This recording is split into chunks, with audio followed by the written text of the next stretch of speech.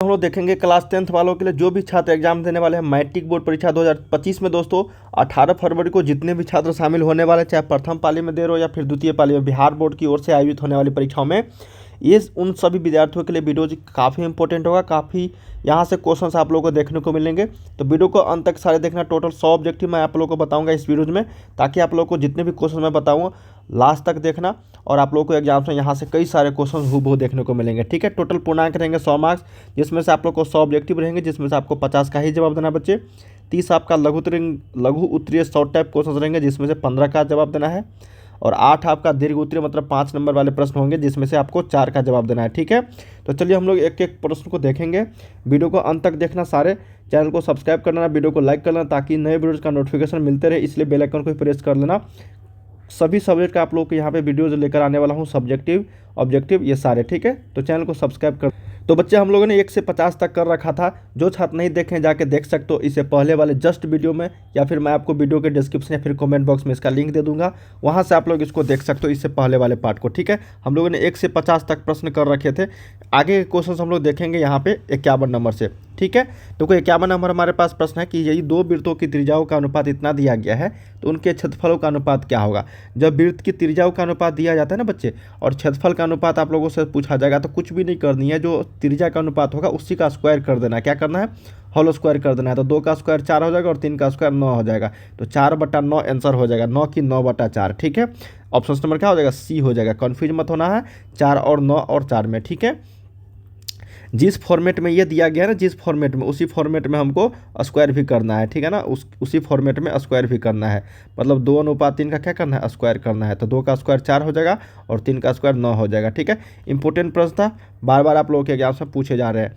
अगला है कि यदि एक वृत्त की परिधि 8 पाई है, देखो 8 पाई दिया गया है, तो इसका क्षेत्रफल क्या होगा। जब वृत्त की परिधि दिया गया है 8 पाई, तो हम लोग जानते हैं बच्चे कि वृत्त की जो परिधि होता है वो 2πr होता है। क्या होता है, 2πr इसका फॉर्मूला होता है, और 8 पाई के बराबर है, तो पाई से पाई यहाँ से कट जाएगा, 2 चौके 8 हो जाएगा, तो आर का वैल्यू क्या हो जाएगा, 4। जब आर का वैल्यू 4 आ गया, तो अब बताओ क्षेत्रफल नहीं बताओगे। क्षेत्रफल क्या होता है बच्चे, पाई आर स्क्वायर होता है, तो पाई को रहने देते हैं क्योंकि सभी ऑप्शन में पाई रखा गया है। आर का मान 4 है, तो 4 का स्क्वायर कर दो, तो 4 का स्क्वायर 16, तो 16 इंटू पाई 16 पाई। ऑप्शन नंबर क्या हो जाएगा, बी करेक्ट हो जाएगी।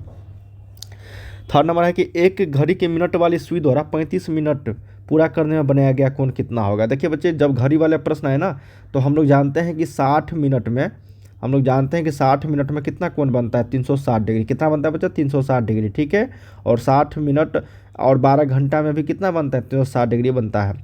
ठीक है, तो 60 मिनट में कितना, 360, तो हम लोग 1 मिनट में ज्ञात करेंगे, तो 360/60 हो जाएगा, भाग दे देंगे तो 1 का मान निकल जाएगा, लेकिन हमको 35 मिनट का निकालना है, तो 360/60 गुने में 35। ये एक एक नियम पे आप लोग इसको बना सकते हो। देखो इसको हल करोगे तो ये हो जाएगा आपका कितना, 6 कट जाएगा, तो यहाँ पे 35 छक्के कितना हो जाएगा, 210। क्या हो जाएगा, 210 डिग्री। ऑप्शन नंबर आपको डी जो यही करेक्ट आंसर हो जाएगी। 2, -5 किस चतुर्थांश में स्थित है। कई बार मैंने आप लोगों को बता रखा था कि ये एक्स होता है, ये वाई होता है। यहाँ पे दोनों पॉजिटिव होता है फर्स्ट में, सेकेंड में आपको माइनस प्लस होता है, थर्ड में माइनस माइनस होता है, और फोर्थ में प्लस और माइनस होता है। बताओ प्लस और माइनस किस में है, तो ये चतुर्थ में है, क्योंकि ये चतुर्थ होता है। ठीक है, तो ऑप्शन नंबर डी करेक्ट होगा। बताओ वाई अक्ष से, जब भी आपको देखो ये भी प्रश्न मैंने आपको कई बार बता रखा है, ये सब प्रश्न पूछा जाता है बच्चे, ध्यान से देखना है आप सभी को। देखो जब वाई अक्ष से पूछा जाएगा ना, वाई अक्ष से जब पूछा जाएगा, तो आपको एक्स का मान बताना है। क्या बताना है, एक्स का मान। ठीक है, इसका मान 7 हो जाएगा। क्या हो जाएगा, 7। और जब ये एक्स अक्ष से पूछता, एक्स अक्ष से बिंदु इतना की दूरी, तो हमको क्या बताते हैं, तो वाई का मान बताते हैं। क्या बताते हैं, वाई का मान। ठीक है, जब एक्स का पूछेगा तो वाई का मान बताना है, और वाई एक्स से पूछेगा तो एक्स का मान बताना है, और हमेशा याद रखना ये एक्स होता है और वाई होता है। ठीक है, तो एक्स का वैल्यू क्या होगा, 7 होगा, और वाई का वैल्यू 3 होगा। तो वाई एक्स से क्या होगा, एक्स का मान, तो एक्स का मान 7 होगा, तो ऑप्शन नंबर आपको बी करेक्ट हो जाएगी। बिंदु इतना की दूरी क्या होगा, देखो मूल बिंदु से मैं आपको बता रखा था कि मूल बिंदु से अगर दूरी पूछा जाएगा तो -5 का स्क्वायर लगाना है, +5 का स्क्वायर लगाना है बच्चे। देखो एक एक प्रश्न मैं बता रहा हूँ ना, एक एक प्रश्न आप लोगों को लड़ेगा। ठीक है ना, इससे बाहर नहीं रहेगा, एक एक प्रश्न मैं आप लोगों को बताऊँगा, सेम पैटर्न या फिर हूबहू प्रश्न रहेंगे। ठीक है, अब बताओ 25 और ये हो जाएगा 25, तो ये हो जाएगा √50, और √50 का मान आप लोगों को मैंने बता रखा था कि 5√2 होता है। क्या होता है, 5√2। ऑप्शन नंबर बी हो जाएगा। ठीक है, अगला है कि इसके बीच की दूरी सूत्र से निकाल लो, x2 - x1, तो 4 में से 2 गया, 2 का स्क्वायर, फिर y2 माइनस y1, तो 1 में से 3 का स्क्वायर, ये भी -2 का स्क्वायर हो जाएगा, तो ये हो जाएगा √4 + 4, तो ये हो जाएगा √8। तो √8 का वैल्यू क्या होता है 2√2। अगला है कि cosec square theta into ten square theta into cos square theta का मान क्या होगा। तो मान रख देते हैं बच्चे। देखो हम लोग जानते हैं 1/कोसेक 1 में साइन स्क्वायर थीटा लिख सकते हैं कोसेक स्क्वायर थीटा को, और टेन स्क्वायर को लिख सकते हैं साइन स्क्वायर थीटा बटा में कोस स्क्वायर थीटा, और ये पहले से है कोस स्क्वायर थीटा। देखो इससे ये कट गया, साइन से साइन कट गया, तो टोटल सब कट गया, तो 1 के बराबर आ गया ऑप्शन नंबर ए। चलिए अगला देख लेते हैं प्रश्न हमारे पास है कि एक ही त्रिज्या वाले गोले का पृष्ठीय क्षेत्रफल तथा एक गोले अर्धगोले के कुल पृष्ठीय क्षेत्रफल का अनुपात क्या होगा। एक ही त्रिज्या का, देखो गोले का पृष्ठ क्षेत्रफल होता है 4πr², ठीक है, और अर्धगोले का कुल पृष्ठीय क्षेत्रफल होता है 3πr²। तो ये तीनों कट जाएगा, तो 4:3, ऑप्शन नंबर डी करेक्ट होगा। क्या होगा डी। अब देखो यहाँ से कहा गया कि यदि कोई बिंदु ए वाई अक्ष के दाईं ओर 5 इकाई दूरी पर एक्स अक्ष पर स्थित हो तो ए के निर्देशांक क्या होंगे। देखो ध्यान से देखना बच्चे, ये प्रश्न, ये एक्स होता है और ये वाई होता है, ठीक है। कहा गया कि वाई अक्ष के दाईं ओर, तो ये वाई अक्ष है ना, ये क्या है आपका, देखो ये आपका क्या है, ये वाई अक्ष है बच्चे, ये है ना वाई अक्ष। अब बोला है वाई अक्ष के दाईं ओर, मतलब इधर बोला गया है, ठीक है। 5 इकाई दूरी पर एक्स अक्ष पर स्थित है, तो चलो यहाँ पे मान लेते हैं 5 इकाई है, एक्स अक्ष पर स्थित है बिल्कुल। तो ए मान लीजिए कोई बिंदु ए है, तो इसका निर्देशांक क्या होगा। तो देखो एक्स का मान तो होगा, लेकिन वाई का मान क्या होगा 0 होगा, क्योंकि एक्स अक्ष पर 5 है तो 5 पहले लिखेंगे और वाई का मान बाद में लिखते हैं ना, एक्स को वाई, तो ये एक्स को वाई हो जाएगा। तो यहाँ से एक्स का मान 5, वाई का मान 0, तो 5,0 ऑप्शन नंबर सी करेक्ट होगा। क्या होगा सी। इतना पदों का योग बताओ यहाँ पे ए का मान कितना है 1/2 पहला। डी का वैल्यू निकालने के लिए क्या करोगे, दूसरा टर्म में से पहला पद को घटा दोगे, तो ये हो जाएगा 3 दूनी 6 और 3 दूनी 2 -3, तो ये हो जाएगा माइनस में 1/6, ये हो जाएगा डी का मान। और 9 पदों, इसका मतलब एन का मान 9 दिया गया है, तो S9 निकाल लेते हैं, n/2, तो 9/2 इंटू 2a, तो 2 गुने 1/2 इंटू 2a प्लस n-1, तो n का मान 9 है, n-1 इंटू डी के जगह पे -1/6, बस मान निकल जाएगा। देखो n/2 9/2 इंटू ये कट जाएगा, तो 1 बचेगा, प्लस 9 - 1 तो 8 गुने -1/6, तो ये हो जाएगा -8/6, ठीक है। इसको लिख सकते हैं हम लोग, ये 4 हो जाएगा, ये 3 हो जाएगा। थोड़ा सा हल करोगे बच्चे, देखो 9/2 इंटू 1 -4/3 आ जाएगा, ठीक है। देखो अब कैसे हल करेंगे हम लोग, यहाँ से एलसीएम लेंगे 3, तो हो जाएगा 3 - 4। देखो यहाँ से करेंगे हम लोग, थोड़ा सा कैलकुलेशन है, ये हो जाएगा -1/3, ये कट जाएगा। देखो सॉरी 3 × 9 हो जाएगा ये, देखो तो ये हो जाएगा -3/2, -3/2 क्या आ जाएगा answer, option number A correct होगा। क्या होगा ए करेक्ट होगा, ठीक है। काफ़ी इंपॉर्टेंट क्वेश्चन था बच्चे, बहुत सारे छात्र इसमें हो सकता था गलती करे, ठीक है, ध्यान से देखना। अगला है कि कॉस स्क्वायर ए 1 + tan स्क्वायर ए, देखो 1 होगा इसका मान, कैसे होगा, देखो कॉस स्क्वायर ए है और हम लोग जानते हैं 1 + tan स्क्वायर ए होता है वो सेक स्क्वायर ए होता है, तो कॉस स्क्वायर ए इंटू सेक स्क्वायर ए 1 के बराबर होता है, फार्मूला है। अगला है कि मिलाने वाली रेखाखंड का मध्य बिंदु इतना दिया गया है, तो y का मान बताओ, ये है 6,5 और ये है 4,y, इसका मान x, से है, क्या है x,6 है। अब हम लोग क्या करेंगे, देखो बच्चे x का मान निकालने के लिए हम लोग 6 + 4 x1 + x2/2 करेंगे, तो x का मान यहाँ से 5 आ जाएगा। y का मान निकालने के लिए यहाँ से, और y का मान हमको पूछा गया है, तो चलो y का मान पूछते हैं, यहाँ पे 5 हो जाएगा। y का मान हम लोग को क्या होगा, y का मान निकालने के लिए 6 = 5 + y/2, ठीक है। तो 6 दूनी 12, x का मान 7 आ जाएगा। क्या हो जाएगा 7। हालांकि हम लोग को x का मान यहाँ से नहीं निकालना था, लेकिन फिर भी मैंने आप लोग को निकाल दिया, ठीक है। x का मान भी पूछा जा सकता था। अगला है कि किसी त्रिभुज के इतना निर्देशांक है तो केंद्रक का निर्देशांक क्या होंगे। देखो केंद्रक के निर्देशांक के लिए x1 + x2 + x3/3 करेंगे, तो 4 5 4 9 9/3, 6 4 10 5 15 15/3, देखो आ गया 3 और ये 5, 3,5 ऑप्शन नंबर बी। कितना सिंपल प्रश्न है बच्चे, बस आपको थोड़ा सा फार्मूला याद है तो आप बना पाओगे। किसी घन का किनारा दोगुना हो जाने पर नए घन के कुल पृष्ठ क्षेत्रफल तथा पहले वाले घन के कुल पृष्ठ क्षेत्रफल का अनुपात। नए, देखो पहले नए बोला गया है, ठीक है, उसके बाद बोला गया है पुराने वाले के, तो पहले तो पुराना चलो लिख लेते हैं। कुल पृष्ठ क्षेत्रफल होता है घन का 6l², क्या होता है 6l², और नया वाला बोला गया है कि दुगुना, तो 6 गुने 2l का स्क्वायर, क्या हो जाएगा 2l का स्क्वायर, तो 6 गुने ये 4l² हो जाएगा। अब बताओ नया और पुराना कितना था 6l², ठीक है। तो देखो l² से l² गया, 6 से 6 गया, तो ये हो जाएगा 4:1। क्या हो जाएगा 4:1। ऑप्शन नंबर बी करेक्ट होगा बच्चे। कहा गया किसी त्रिभुज के शीर्षों के निर्देशांक कितना है तो त्रिभुज का क्षेत्रफल क्या होगा। काफ़ी लाजवाब क्वेश्चन है बच्चे। देखो ये a,0 है, जब फार्मूला पता है तो 0,b, और ये यहाँ से हम लोग देखो x1 x2 होता है, तो यहाँ से देखो x1 लेंगे हम लोग तो y2 - y3, ठीक है, ये फार्मूला है। अब प्लस यहाँ पे क्या है आपका, प्लस है x2, और ये हो जाएगा y3 - y1, ठीक है, प्लस x3 y1 - y2। बस आपको फार्मूला पर मान रख देनी। 1/2 x1 के जगह पे क्या बचे, x1 के जगह पे a है, y2 के जगह पे 0 और y3 के जगह पे b, तो -b हो जाएगा ये 0 - b, तो -b 0 को हटा दिया। x2 के जगह पे देखो 0 है, कुछ भी रखेंगे तो 0 ही होगा।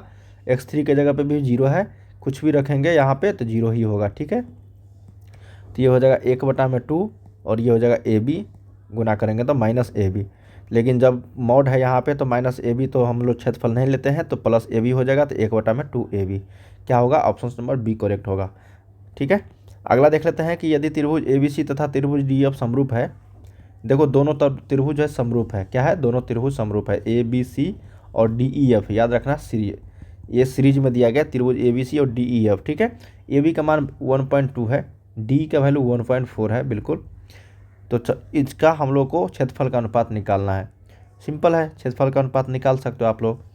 तो क्षेत्रफल निकालने के लिए जो भुजा का रेशियो दिया गया उसी का हम लोग क्या करना, स्क्वायर कर देना है।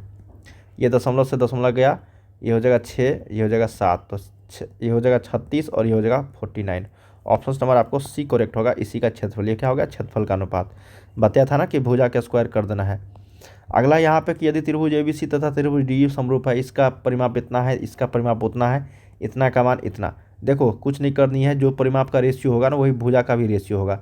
तो 30/20 बराबर 12/x, ठीक है, ये कटेगा 3 चौके 12, ठीक है ना। तो ये हो जाएगा x का वैल्यू 4 दूनी 8, क्या हो जाएगा 8 centimetre. Option number B correct होगी। अगला देखते हैं यहाँ पे, देखो PQ और PR दो स्पर्श रेखा है, तो स्पर्श रेखा क्या होता है, बराबर होती है किसी भी बिंदु से खींचने पर। देखो जैसे ये वृत्त है आपका, यहाँ से अगर खींचते हैं, यहाँ से अगर हम लोग खींचते हैं एक स्पर्श रेखा और एक दूसरा स्पर्श रेखा, ये मान लेते हैं हम लोग P है, और ये मान लेते हैं Q है, और ये मान लेते हैं R है। तो PQ जो होगा ना PR के बराबर होगा, PR जो है वो PQ के बराबर होगा, और PQ 6 है ना, तो PR भी 6 होगा, ठीक है। तो ऑप्शन नंबर सी करेक्ट होगा। अगला कि यदि किसी वृत्त का व्यास 14 सेंटीमीटर तो वृत्त का क्षेत्रफल कितना होगा, तो 154 सेंटीमीटर व्यास बोला गया है ना। तो त्रिज्या हो जाएगा कितना 7, तो πr², तो 22/7 गुने r², 7 गुने 7, तो 22×7 कितना हो जाएगा 154। तो याद रखना 7 सेंटीमीटर के लिए जो क्षेत्रफल होता है वो 154 होता है, और 14 सेंटीमीटर के लिए आप लोगों को यहाँ पे निकालना पड़ेगा, ठीक है। तो 7 के लिए 154 याद रखना। यदि किसी वृत्त का व्यास इतना है तो वृत्त की परिधि क्या होगा। देखो व्यास r का मान निकाल सकते हो 7 सेंटीमीटर, तो 7 सेंटीमीटर वृत्त की परिधि के लिए 44 सेंटीमीटर होता है। 2 गुने 2πr होता है, 2 गुने 22/7 गुने 7, 7 से 7 गया, देखो 22 दूनी 44 आया ना, 44 सेंटीमीटर। अगला कि एक वृत्त की परिधि तथा व्यास का योग इतना है तो वृत्त का व्यास क्या हो गया। देखो वृत्त का परिधि तथा वृत्त का व्यास मतलब 2πr, अब प्लस में 2r दिया गया है, ये 29, ठीक है। यदि किसी वृत्त की परिधि तथा व्यास का योग इतना दिया गया है तो वृत्त का व्यास जो होगा वो कितना होगा बच्चे, क्या होगा वृत्त का व्यास। तो हम लोग यहाँ से क्या करेंगे ना, 2r कॉमन लेंगे, 2r कॉमन लेंगे तो ये पाई प्लस में 2 बच जाएगा, ठीक है। पाई सिर्फ पाई प्लस 1 बचेगा, क्या बचेगा पाई प्लस 1 बराबर 29। तो 2r गुने में 22/7 प्लस में 1 बराबर 29, ठीक है। यहाँ से 2r, अगर हम लोग यहाँ से देखो एलसीएम लेंगे तो 7, और ये हो जाएगा 22 + 7 बराबर 29, ठीक है। तो 2r गुने में 29/7 बराबर 29। देखो ये दोनों इक्वल है तो कट जाएगा, तो 2r का वैल्यू इधर जाएगा तो 7 हो जाएगा, r का वैल्यू 7/2 हो जाएगा। लेकिन व्यास पूछा गया था तो 2r का भी वैल्यू पूछा गया था, क्योंकि व्यास जो होता है वो 2 गुने त्रिज्या होता है। तो 7 सेंटीमीटर इसका सही उत्तर हो जाएगा। इंपॉर्टेंट क्वेश्चन था बच्चे।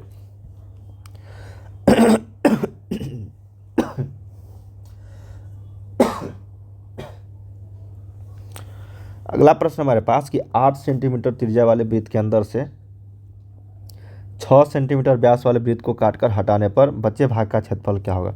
देखो 8 सेंटीमीटर त्रिज्या वाले वृत्त के अंदर से मतलब वृत्त का क्षेत्रफल पहले निकालना पड़ेगा पाई आर स्क्वायर, उसमें से हमको 6 सेंटीमीटर व्यास वाले निकालना है, ठीक है। तो ये हो जाएगा पाई आर स्क्वायर, मान लेते ये R1 है और R2 का स्क्वायर, ठीक है। तो पाई यहाँ से कॉमन ले लेंगे हम लोग, क्योंकि दोनों जगह पाई कॉमन है ना। तो R1 का स्क्वायर तो ये हो जाएगा 8 का स्क्वायर, माइनस में 6 सेंटीमीटर व्यास है तो इसका त्रिज्या हो जाएगा 3 स्क्वायर। बस आ गया आंसर। देखो पाई 8 का स्क्वायर यहाँ पे कितना हो जाएगा 64 माइनस 3 का स्क्वायर 9, तो 64 माइनस 9 हो जाएगा 55 इंटू पाई, 55 पाई। ऑप्शन नंबर सी करेक्ट होगा। यदि एक समबाहु त्रिभुज का क्षेत्रफल इतना है तो इसकी भुजा कितनी होगी। देखो समबाहु त्रिभुज का क्षेत्रफल जब इतना है ना तो भुजा जो होगा वो √3/4 इंटू भुजा स्क्वायर बराबर 4√2 हो जाए। तो √3 से √3 गया, ए स्क्वायर का मान यहाँ पे 4 × 4 हो जाएगा, तो ए का वैल्यू यहाँ से 4 centimetre. Option number C correct होगा बच्चे। अगला देख लेते हैं कि sin3a बराबर cos a - 10। देखो ये इसको हम लोग क्या करेंगे ना, cos को साइन में बदलेंगे या फिर साइन को cos में। तो चलिए हम लोग साइन को cos में बदल देते हैं। तो साइन ये हो जाएगा 90 - 3a बराबर हो जाएगा a - 10, क्योंकि cos कट जाएगा आपस में। अगर इस 10 को इधर लेके आएंगे तो 100 और ये हो जाएगा 4a। तो a का वैल्यू यहाँ से क्या आ गया 25 डिग्री। कितना आ गया 25 डिग्री। Option number B. अगला देख लेते हैं बच्चे कि त्रिभुज ABC में AC स्क्वायर बराबर AB square plus BC square, तो कोण B का जो वैल्यू होगा वो क्या होगा। कोण B का वैल्यू 90 डिग्री होगा। क्या होगा 90 डिग्री, ठीक है। क्योंकि पता होगा अगर माना तो ये B है और ये A है और ये C है, तो AC का वैल्यू यहाँ पे दिया गया है AC स्क्वायर कर्ण स्क्वायर बराबर AB square plus BC square, ठीक है। तो इसलिए कोण B का मान 90 डिग्री होगी। एक बिंदु Q से एक वृत्त पर स्पर्श रेखा की लंबाई, ठीक है, यहाँ से स्पर्श रेखा की लंबाई कितनी है आपका 24, और यहाँ से Q से मतलब यहाँ से Q है तो Q की केंद्र से दूरी मतलब यहाँ से दूरी जो है ये 25 सेंटीमीटर है। तो वृत्त की त्रिज्या क्या होगा। तो हमेशा ये 90 डिग्री होगा। 25 24 1 क्या होता है 25 24 7 क्या होता है 25 24 7 7 24 25 होता है बच्चे ट्रिपलेट, मतलब पैथागोरियन त्रिक होता है आपको 7 24 25। याद नहीं तो निकाल सकते हो। ये कर्ण का काम करेगा और ये आपका लंब का काम करेगा और ये आधार का काम करेगा, ठीक है। तो आप इससे भी निकाल सकते हो। एक सिक्के को उछाला जाता है तो चित आने की परीक्षा 1/2 क्या हो जाएगा चित आने की परीक्षा 1/2। अगला है कि किसी परीक्षा में सौम्या के पास होने की परीक्षा इतनी है तो सौम्या के फेल होने की परीक्षा क्या होगा। तो 4/5 पास है तो 1 में से घटा देंगे, ये हो जाएगा आपका 1/5। क्या हो जाएगा 1/5 जो है वो फेल होने की परीक्षा है। अगला है कि 2 cos 6 degree sine 23 degree minus में, यहाँ पे कुछ प्रॉब्लम है बच्चे, ठीक है ना। यहाँ पे 67 होगा। क्या होगा 67। तो यहाँ से देखो साइंस को अगर कॉस में बदलेंगे तो cos 67 हो जाएगा, तो कट जाएगा तो 2 - 1 और माइनस cos 0 1 होता है, ठीक है। तो 2 - 1 -1 तो ये 0 आंसर हो जाएगा। ऑप्शन नंबर डी करेक्ट होगा। इतना का माध्यक क्या होगा। देखो इसको पहले सजाएंगे 2 3 5 8, 8 बीच वाला संख्या 5 हो जाएगा। ऑप्शन नंबर सी करेक्ट होगा। अगला देख लेते हैं हम लोग कि इसका बहुलक सबसे ज़्यादा बार कौन सी संख्या है। तो लग रहा है कि 3 आया है, 1 2 3 4 बार 3 आया, तो ऑप्शन नंबर ए जो है करेक्ट होगा बहुलक। वर्ग अंतराल का वर्ग चिन्ह, देखो वर्ग चिन्ह जब बोला जाएगा तो दोनों को जोड़ के 2 से भाग दे, तो जो भी यहाँ पे दिया रहेगा ना उसको जोड़ के जो वर्ग चिन्ह जब बोला जाएगा तो क्लास इंटरवल, ठीक है, क्लास मार्क, तो हो जाएगा 30/2 तो हो जाएगा 15। क्या हो जाएगा 15। वर्ग अंतराल 5 10 10 15 15 20 के वर्गों की लंबाई कितनी है। तो वर्गों की लंबाई कितनी है 5 से 10 10 से 15 15 से 20, 5 का अंतर है तो 5 हो जाएगा। तो यहाँ पे ऑप्शन नंबर क्या हो जाएगा बच्चे ए हो जाएगी, ठीक है। चलिए अगला देख लेते हैं कि sec a + 10 है 1 - sin a, क्या होगा मान। थोड़ा सा इसको गुना कर दो बच्चे। देखो sec a माइनस में हो जाएगा ये sec a इंटू में sin a, ठीक है। क्या हो जाएगा sec a - sin a। अब प्लस में वह हो जाएगा 10a, अब माइनस हो जाएगा 10a इंटू में sin a।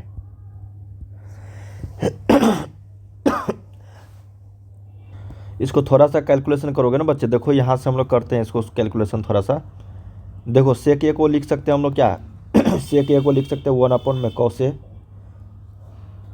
ठीक है, क्योंकि साइन और कॉस में दिया गया है सारा ऑप्शन। तो sec a को लिख सकते हो 1 cos a, sec o को लिख सकते हो 1 cos a इंटू में sin a। तो इसको हम लोग यहाँ लिख देते हैं sin a, ठीक है, क्योंकि मल्टीप्लाई करेंगे तो ये हो जाएगा। प्लस में 10 है तो 1 ये हो जाएगा साइन ए बटा में कॉस ए। क्या हो जाएगा? साइन ए बटा में कॉस ए, ये हो जाएगा ना, साइन ए अपॉन को। माइनस में हो जाएगा ये साइन ए अपॉन में कॉस ए इंटू में साइन ए है। ठीक है, देखो ये दोनों तो आपस में कट जाएगा क्योंकि ये प्लस में और ये माइनस में। तो बचा क्या हम लोग के पास? 1 अपॉन में कॉस ए, अब माइनस में बचा साइन स्क्वायर ए, अब बट्टा में ये कॉस ए बचा, क्योंकि 2 बार साइन है ना। यहाँ से कॉस से कॉमन लेंगे तो 1 माइनस में साइन स्क्वायर ए होता है कॉस स्क्वायर ए। देखो 1 से कॉस स्क्वायर ए गया तो बचा क्या? कॉस से। ऑप्शन नंबर 1 करेक्ट होगा। काफ़ी लाजवाब प्रश्न था बच्चे, ध्यान से देखना था। ठीक है, अगला है कि 5 संख्याओं का माध्य इतना है, यदि एक संख्या हटा दी जाए तो माध्य 16 है। 18 पंच 90 हो जाएगा माध्य इसका। एक संख्या अगर हटा देंगे ना तो माध्य जो है 16 हो जाता है। तो 16, 5 संख्या में से एक संख्या घटा दी तो 4 बचा और माध्य जो है 16 हो जाता है। तो 16 चौका 64, तो 90 में से 64 घटा देंगे तो कितना होगा आपका? 26। क्या होगा? 26, ऑप्शन नंबर डी। बहुलक सामान्यतः वह चर माना था जिसकी बारंबारता सर्वाधिक होती है। आंकड़े को बढ़ते क्रम में लिखा गया है। यदि माध्यिका 35 है तो x का मान क्या होगा? 1 2 3 4 5 6 7 8 9 10। माध्यिका जो होगा 1 2 3 4 5 और इसके बीच में होगा। ठीक है, तो x प्लस 37 बटा में 2 बराबर 35। इसको हल करोगे तो x का मान हो जाएगा 70 माइनस 37, 70 7 0 10 में से 7 गया 3, 6 में से 3 गया 3, 33 आंसर इसका हो जाएगा। ऑप्शन 33 नहीं सही है ना? क्या देखो, नहीं गलत लिख दिया बच्चे, क्योंकि यहाँ पे देखो 6 और 7 ले लिया ना हम लोगों ने। ये लेना था हमको, क्या लेना था? ये लेना था, क्योंकि इधर भी 4 गो है, इधर भी 4 गो। ठीक है, बीच की संख्या लेना है माध्यिका। तो हो जाएगा 34 प्लस में x/2 बराबर हो जाएगा 35। x का वैल्यू हो जाएगा 35 गुना 70 में से 34 गया तो ये हो जाएगा 36। कितना हो जाएगा? 36, ऑप्शन नंबर डी।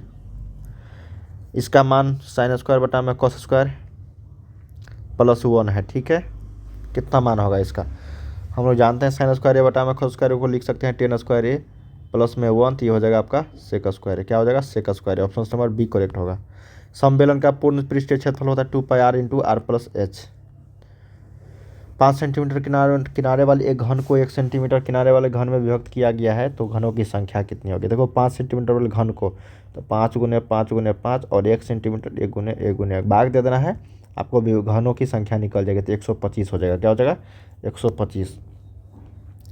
दो बेलनों की त्रिज्याओं के वर्गों का अनुपात इतना है बच्चे, और उनकी ऊंचाइयों का अनुपात इतना है, तो आयतनों का अनुपात क्या होगा? देखो त्रिज्याओं के वर्गों का अनुपात दिया है, न कि 2 और 5 का स्क्वायर कर देना। ठीक है, ध्यान से पढ़ना था। वर्गों का अनुपात, तो देखो उनके आयतनों का अनुपात बेलन ये होता है πr² h1 बटा में πr2² h2 मान लेते हैं।